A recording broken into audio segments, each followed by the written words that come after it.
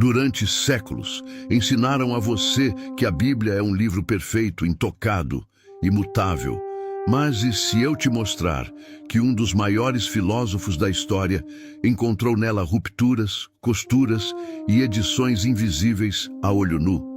Este vídeo vai revelar como Spinoza percebeu que a própria estrutura da Bíblia entrega marcas de manipulação, revisores ocultos e versões conflitantes da imagem de Deus. Você vai entender não apenas o que ele descobriu, mas por que isso muda tudo sobre espiritualidade, fé e poder.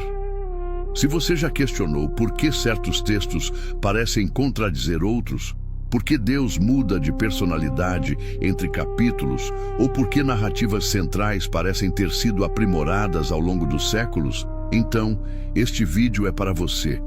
Aqui você vai descobrir como essas dúvidas não são sinal de fraqueza espiritual, mas de lucidez.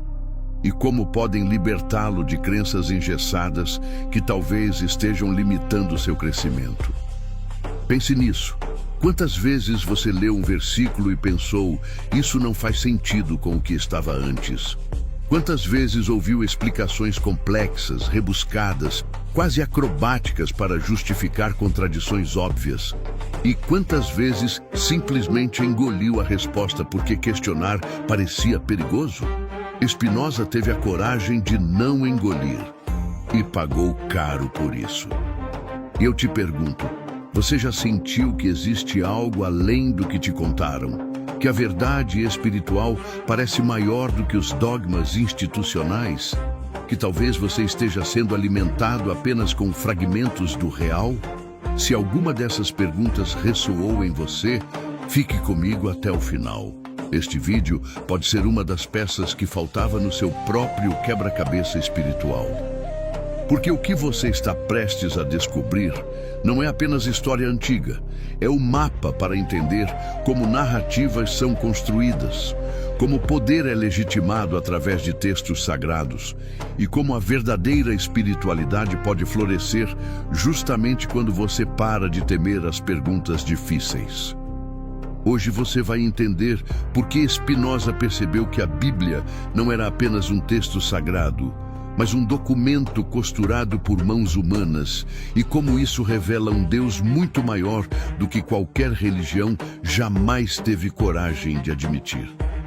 Mas antes, você precisa encarar um desconforto profundo. E se tudo o que você acreditou sobre a origem do texto bíblico tiver sido moldado, editado e calibrado para servir a interesses humanos, e se a única razão pela qual você nunca ouviu isso é porque não era conveniente que você soubesse? E se o medo que você sente ao questionar foi deliberadamente plantado em você para que jamais investigasse por conta própria? Neste vídeo vou te conduzir, página por página, por dentro da investigação de Spinoza e te mostrar como suas conclusões não destruíram a fé, mas abriram as portas para uma compreensão mais elevada e libertadora do divino. Bem-vindo às Escrituras Secretas.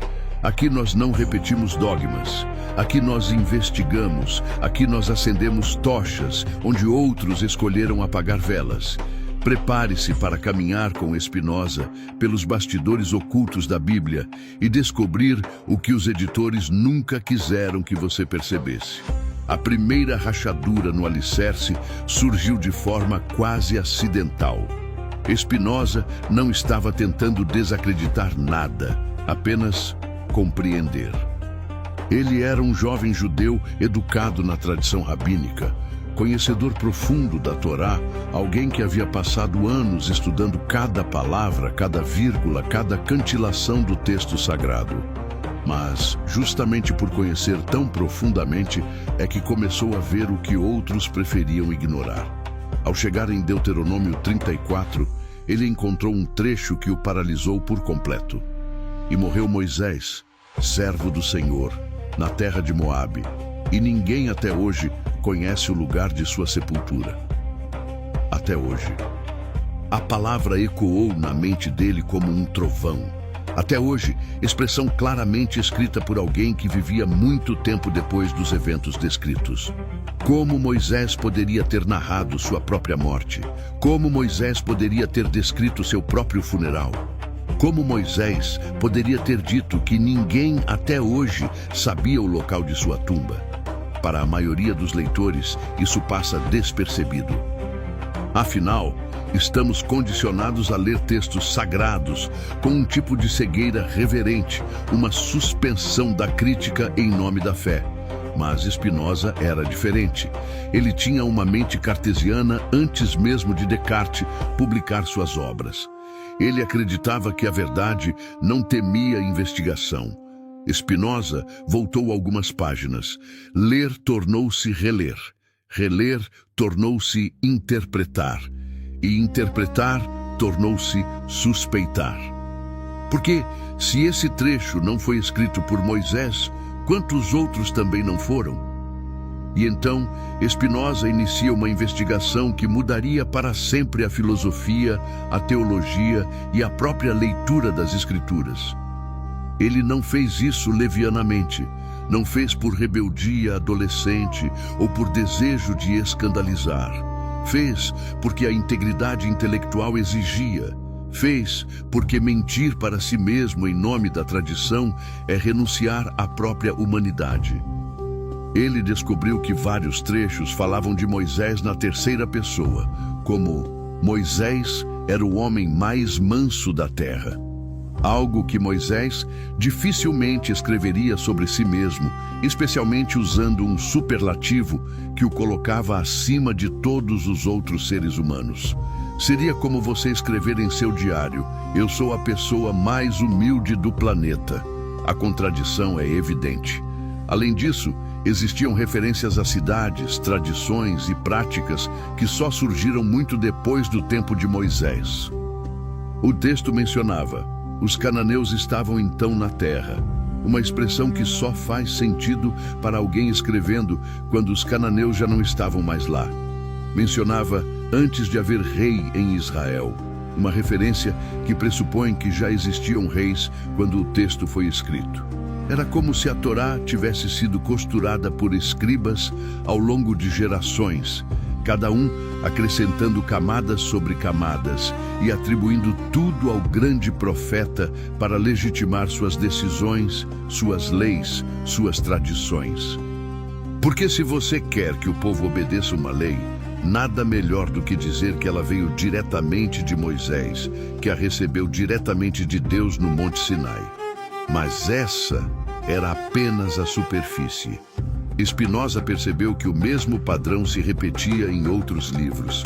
Josué descrevia eventos posteriores à morte de Josué. Samuel mencionava instituições que só existiriam na era dos reis. Crônicas recontava histórias já narradas em reis, mas com versões diferentes, números diferentes, até motivações diferentes para os mesmos eventos. A Bíblia não era um relato monolítico. Era uma colcha de retalhos, sagrada, sim, mas humana. E aqui está o ponto crucial que Spinoza compreendeu. Reconhecer a humanidade do texto não é negar sua importância espiritual. É apenas honestidade. É parar de fingir que não vemos as costuras apenas porque fomos ensinados que não devemos olhar para elas. Pense em quantas vezes você já ouviu a expressão: "A palavra de Deus é perfeita, imutável, inerrante." Mas e se a perfeição divina não depende da inerrância textual? E se Deus é grande o suficiente para trabalhar através de documentos imperfeitos, escritos por humanos imperfeitos, em contextos históricos específicos? Mas havia algo ainda mais intrigante: as duas versões da criação. Gênesis 1 apresenta Elohim criando homem e mulher simultaneamente no sexto dia, como o ápice de uma criação ordenada que se desenvolve em 7 dias perfeitos. É um relato cósmico, majestoso, quase litúrgico em sua estrutura. "E criou Deus o homem à sua imagem, homem e mulher os criou." Gênesis 2 apresenta Yahweh criando o homem primeiro, do pó da terra, depois os animais, e só então, por último, A mulher a partir da costela. É um relato mais íntimo, mais narrativo, mais antropomórfico.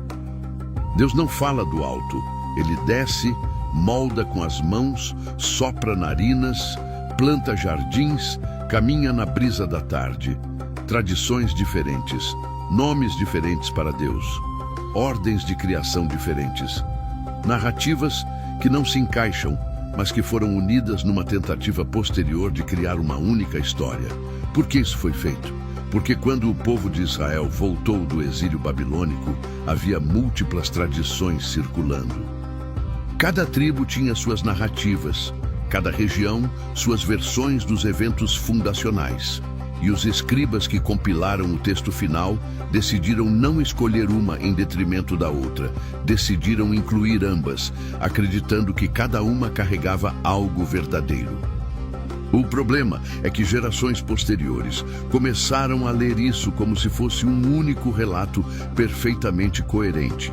E quando as incoerências apareciam, criavam explicações cada vez mais complexas para justificar o que, na verdade, era simplesmente a evidência de múltiplas fontes.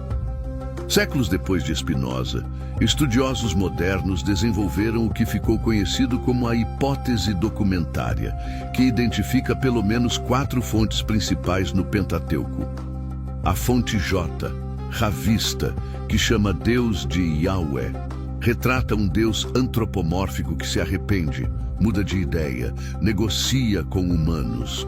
A fonte E, Eloísta, que chama Deus de Elohim, retrata um Deus mais distante, que se comunica através de sonhos e anjos. A fonte D, Deuteronomista, responsável por Deuteronômio e que enfatiza a obediência à lei e as consequências da desobediência.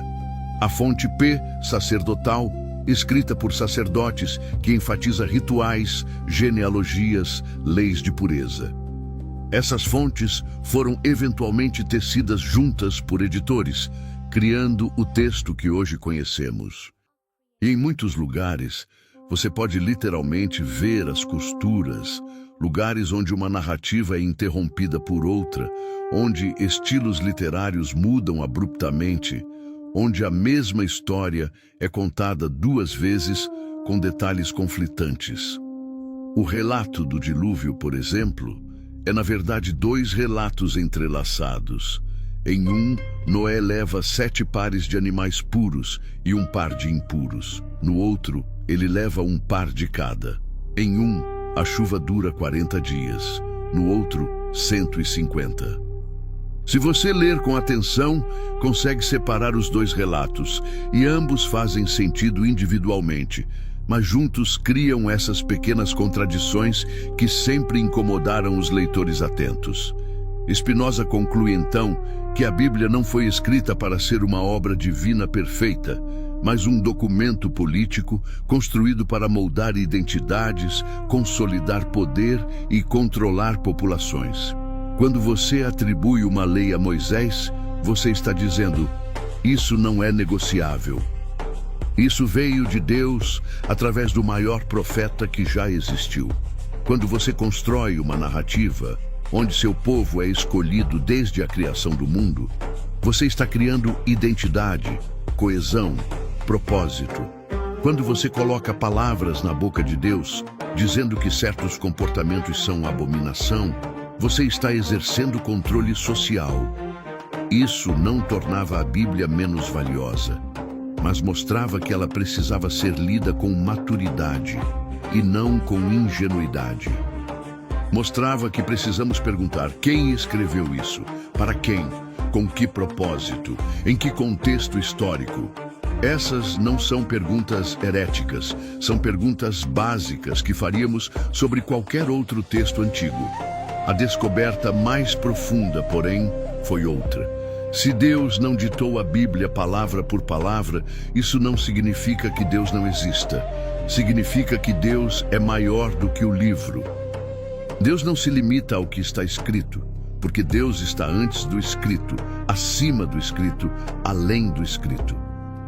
Spinoza propôs que Deus era a própria ordem do cosmos, a totalidade da existência. Não um ser caprichoso, ciumento e antropomórfico que fica bravo quando você come camarão ou trabalha no sábado, mas a própria essência da realidade. Um Deus universal, não tribal. Um Deus que não muda de humor, não se arrepende de ter criado a humanidade, não se contradiz de livro para livro. Um Deus que simplesmente é. Deus ou natureza, Deus sive natura, ele escreveu.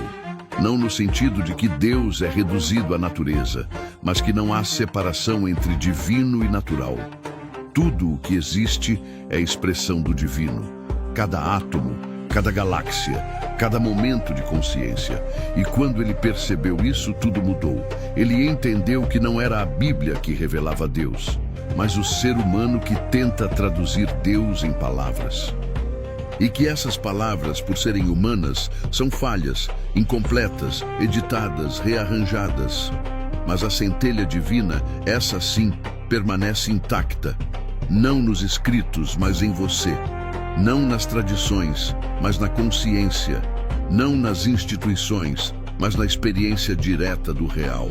Spinoza perdeu tudo por defender essa visão. Em julho de 1656, aos 23 anos, ele foi excomungado da comunidade judaica de Amsterdã. O Xerém, a maldição mais severa que existe no judaísmo. E não foi uma excomunhão política ou diplomática. Foi absoluta, violenta, final. Com o juízo dos anjos e o julgamento dos santos, nós excomungamos, expulsamos, amaldiçoamos e execramos Baruch Spinoza. Maldito seja de dia e maldito seja de noite. Maldito quando se deita e maldito quando se levanta. Maldito quando sai e maldito quando entra. Que o Senhor nunca o perdoe, que a ira e o furor do Senhor se inflamem contra este homem. Ninguém poderia falar com ele. Ninguém poderia fazer negócios com ele. Ninguém poderia ler seus escritos. Sua própria família o abandonou. Família, amigos, comunidade, segurança econômica, liberdade de publicar sob seu próprio nome. Ele sobreviveu polindo lentes, um trabalho que lentamente envenenou seus pulmões com poeira de vidro e contribuiu para sua morte prematura aos 44 anos. Viveu solitário, escrevendo em segredo, publicando anonimamente, sabendo que suas ideias poderiam custar-lhe não apenas reputação, mas a vida. Houve até uma tentativa de assassinato. Um fanático religioso tentou esfaqueá-lo na saída de uma sinagoga. Spinoza sobreviveu e dizem que guardou o casaco rasgado pela faca como lembrança do preço da verdade. Quase perdeu a vida, mas ganhou algo maior. Uma visão de Deus que nenhum édito religioso poderia aprisionar. Hoje, 350 anos depois de sua morte, Spinoza é reconhecido como um dos pilares da filosofia moderna. Einstein disse que acreditava no Deus de Spinoza. Goethe o estudou profundamente. Hegel o chamou de ponto de partida essencial de toda a filosofia moderna. A crítica bíblica que ele inaugurou se tornou metodologia padrão em universidades ao redor do mundo. Teólogos de todas as tradições reconhecem a natureza composta do texto bíblico. Até o Vaticano, em seus documentos sobre interpretação bíblica, admite que os textos têm autores múltiplos, contextos históricos específicos, gêneros literários variados. O que era heresia se tornou conhecimento básico. O que custou a Spinoza, tudo se tornou consenso acadêmico. Mas fora da academia, nas igrejas, nas sinagogas, nas mesquitas, quantas pessoas ainda são ensinadas que questionar é pecar? Quantas ainda vivem com medo de pensar livremente sobre textos sagrados? Quantas ainda acreditam que a única forma de honrar Deus é fingir que não veem as contradições óbvias? E hoje, ao caminhar com Ele por essas descobertas, você também toca essa fronteira entre o conhecido e o proibido, entre o texto e o real, entre o Deus descrito e o Deus que existe. E agora eu pergunto, se aceitar que o texto foi editado permite que você encontre um Deus maior, por que temer a verdade? Se reconhecer a humanidade da Bíblia liberta você para uma espiritualidade mais autêntica, por que se agarrar a uma literalidade que nunca fez sentido?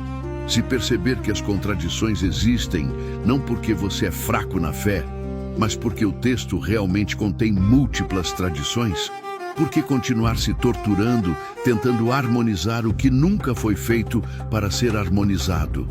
A verdade é que a maioria das pessoas prefere o conforto da certeza à aventura da investigação. Preferem acreditar que têm todas as respostas a admitir que têm apenas fragmentos da verdade. Mas você que chegou até aqui, você que teve paciência de caminhar comigo por essa jornada intelectual e espiritual, você já demonstrou que é diferente. Você já demonstrou que prefere verdade incômoda à mentira confortável. E é exatamente por isso que você está pronto para o próximo passo. Porque entender que a Bíblia é humana não é o fim da espiritualidade. É o começo de uma espiritualidade adulta. Uma espiritualidade que não precisa de mitos inerrantes para sustentar a fé. Uma espiritualidade que encontra o divino não na literalidade de textos antigos, mas na experiência direta do sagrado que permeia toda a existência. Spinoza viveu isso. Pagou caro por isso, mas morreu livre. Livre de dogmas que aprisionam, livre de medos que paralisam, livre de instituições que controlam. E essa liberdade está disponível para você, se você tiver coragem de atravessar a porta que ele abriu. Antes de continuarmos nossa jornada, se você ainda não assistiu ao vídeo anterior, Salomão e o Deus Oculto, o despertar do rei na Matrix do Demiurgo, eu recomendo fortemente que veja depois deste. Ele complementa exatamente o que você está entendendo aqui, a evolução da imagem de Deus através das camadas ocultas das Escrituras. É como se este vídeo fosse uma porta e aquele fosse o corredor seguinte. Juntos, eles formam uma jornada completa de despertar. Se este vídeo fez você pensar, questionar ou enxergar além do óbvio, inscreva-se agora no canal Ignorância Facultativa. Ative o sininho para não perder os próximos capítulos desta investigação. Deixe seu like para fortalecer esse trabalho e compartilhe com alguém que você sabe que busca a verdade, mesmo quando ela incomoda. E deixe nos comentários o que mais te impactou nessa história de Spinoza. Você já tinha ouvido falar dessas contradições na Bíblia? Como isso muda sua visão de espiritualidade? Vamos construir essa conversa juntos. No fim, a verdade não destrói a fé, ela purifica. A fé que teme perguntas nunca foi fé, foi condicionamento. A fé que abraça a investigação, essa sim se torna conhecimento, liberdade e crescimento. Spinoza não matou Deus ao mostrar que a Bíblia foi escrita por humanos. Ele libertou Deus das correntes de interpretações literalistas e instituições controladoras. Ele mostrou que Deus é grande demais para caber em qualquer livro, mesmo nos livros sagrados. E talvez essa seja a lição mais importante. Que o divino não precisa de nossa proteção, não precisa de nossas mentiras piedosas, não precisa que fechemos os olhos para o que é óbvio. O divino simplesmente é. E nossa tarefa não é defendê-lo das perguntas difíceis, mas ter coragem de fazê-las. Que você escolha sempre a lucidez, mesmo quando ela exige coragem. Que você escolha sempre a verdade, mesmo quando ela incomoda.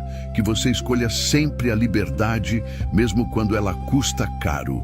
Porque no final, como Spinoza descobriu e pagou o preço para nos ensinar, a verdade não nos prende, ela nos liberta.